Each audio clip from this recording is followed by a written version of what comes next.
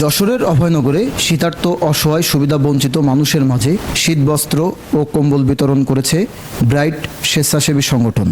শুক্রবার সকালে উপজেলার পায়রাহাট ইউনাইটেড কলেজ মাঠ প্রাঙ্গণে এই শীতবস্ত্র বিতরণ করা হয়। শীতবস্ত্র হিসাবে কম্বল পেয়ে আনন্দ প্রকাশ করেন ভুক্তভোগী সাধারণ মানুষ। সংগঠনের আহ্বায়ক তাওহিদ হাসান উসামার সভাপতিত্বে প্রধান অতিথির বক্তব্য রাখেন ঢাকা জজ কোর্টের আইনজীবী অ্যাডভোকেট শাকিল আহমেদ রিপন।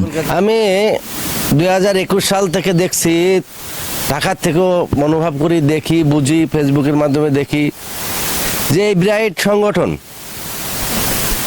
কোভিড-19 থেকে অভয়নগরের প্রত্যন্ত অঞ্চলে, বিশেষ করে এই পায়রা 40 ইউনিয়নে তাদের নিজেদের জীবন ঝুঁকির মধ্যে রেখেও আপনাদের জীবন বাঁচানোর জন্য তারা এগিয়ে এসেছিলেন।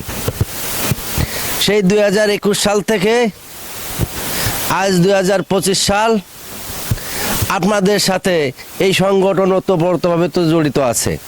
এ সময় বিশেষ অতিথির বক্তব্য রাখেন যশোর চেম্বার অব কমার্সের সদস্য নূর আলম পাটোয়ারি বাবু।